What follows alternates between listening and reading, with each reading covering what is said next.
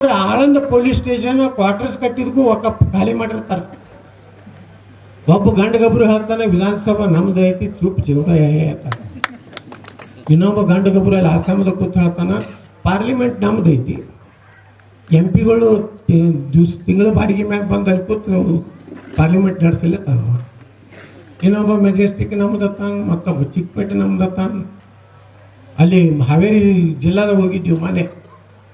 ಒಂದು ಊರೇ ಒಕ್ಕಪ್ ಮಾಡ್ಯಾರ. ಅದು ಕೆರಿನೂ ಒಕ್ಕಪ್ಪತ್ತ, ಗುಡಿನೂ ಒಕ್ಕಪ್ಪತ್ತ. ಅದು 220 KV ಸ್ಟೇಷನ್ ಐತೆ, ಅದನ್ನು ಒಕ್ಕಪ್ಪತ್ತ.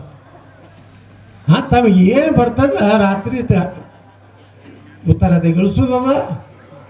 ನಾವು ಬಿಜಾಪುರ ಬೆದರ್ಸೋಗಳೇ ತಹಸೀಲ್ದಾರ್ ಸಂಜೆ ಮುಂದೆ ಎಂಟ್ರಿ ಮಾಡ್ತಾನ, ಮುಂಜಾನೆ 8ಕ್ಕೆ ತೆಗೆದು ಬಿಡ್ತಾನೆ. ಅಂದೆ ನಿನ್ನೆ ರಾತ್ರಿ ಇತ್ತು. ಇಲ್ಲ ಸರ ನಿಮ್ದು ಹೋರಾಟ ನಡೆಯೇ DC ಅವ್ರು ಬೈದರು, ತೆಗೆದಿಲ್ಲ. ಅವ್ರು ಯಾವಾಗ ತೆಗಿತಾಳೆ ಗೊತ್ತಿಲ್ಲ, ಯಾವಾಗ ಸೇರ್ಸಾಗ ಗೊತ್ತಿಲ್ಲ. ಅದಕ್ಕೆ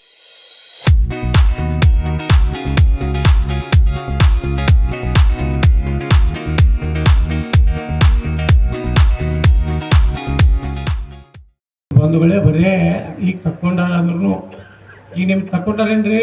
ಇದು ಉತ್ತಾರದಂದು ಇನ್ನೂ ಇರಲಿಲ್ಲ. ನಮ್ಮ ಮುಖ್ಯಮಂತ್ರಿಗಳು ಹೇಳ್ತಾರೆ ತಕ್ಕೊಂಡಿವಿ, ಸ್ಪಷ್ಟ ಆದೇಶ ನೀಡಲಾಗಿದೆ.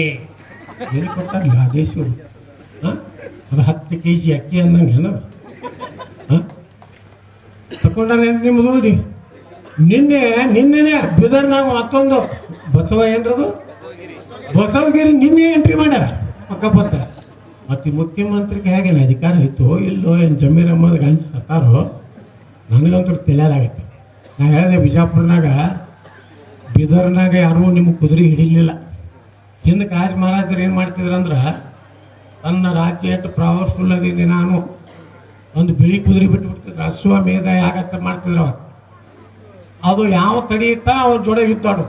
ತಡಿ ಹಿಡಿಲಾರ್ದಾನೆ ಅದಕ್ಕೆ ಇದು ಹಾಕಿ ಮಾಲಾರ್ಪಣೆ ಹಾಕಿ ಬೆಂಡ್ ಬಾಜಿ ಹಚ್ಕೊಂಡು ಊರಾಗ ಹೋದಂದ್ರೆ, ನಾನಿನ್ನ ರಾಜ್ಯದಲ್ಲಿ ನಾನು ಒಬ್ಬ ಸಣ್ಣ ರಾಜ ಆಗಿರ್ತೀನಿ ಅಂತೇಳಿ ಒಪ್ಕೊಂಡು ನಾನು ಗುಲಾಮಗಿರಿ.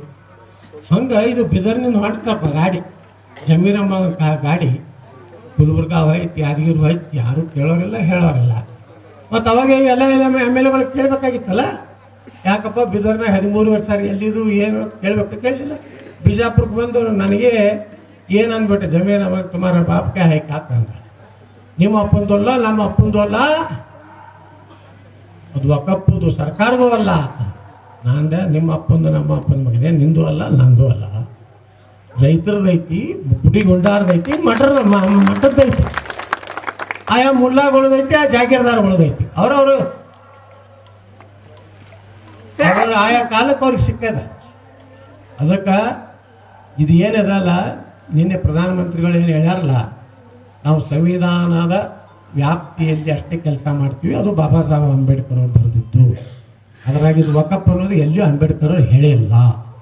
ಅಂದಮ್ಯಾಗ ಇಡೀ ವಕಫ್ನೇ ರದ್ದಾಗಬೇಕು ಅಂತೇಳಿ ನಾವು ಹೋರಾಟ ಮಾಡ್ಲಕತ್ತೀವಿ. ಇದಕ್ಕೆಲ್ಲ ನಿಮ್ಗೆ ಒಪ್ಪಿಗೆ ಐತಲ್ಲ? ನಾಳೆ ದೊಡ್ಡ ಹೋರಾಟ ಆಯಿತು, ಬೆಂಗಳೂರಿಗೆ ಬರಬೇಕಪ್ಪ. ನೀವೆಲ್ಲ ಒಂದು 25 ಲಕ್ಷ ಜನ ನಾವು ಕೂಡ್ಬೇಕಂತ, ನಮ್ಮ ಶಕ್ತಿ ಪ್ರದರ್ಶನ ಮಾಡ್ಬೇಕಂದ್ರೆ ನೀವು ಬರ್ತಿರಲ್ಲ? ಇವೆಲ್ಲ ತಯಾರಾಗಿ ನೀವೇ ರೊಟ್ಟಿ ಬುತ್ತಿ, ನೀವೇ ಟ್ರೈನ್ ಇದ್ರೆ ಪುಕ್ಕಟ್ನಾಗ ಕೂತು ಬರ್ರಿ. ಜೈ ಜವಾನ್ ಜೈ ಕಿಸಾನ್, ವಕಫ್ ಹಟಾವೋ ದೇಶ ಬಚಾವ್ ಅಂದರೆ TC ಅವರು ಪಾಪ ಅವರು ರೈತನ ಮಗನೇ ಇರ್ತಾನೆ. ಅವ್ರೇನು ಲಂಡನ್ ಅಮೆರಿಕದಿಂದ ಬಂದಿರೋದಿಲ್ಲ.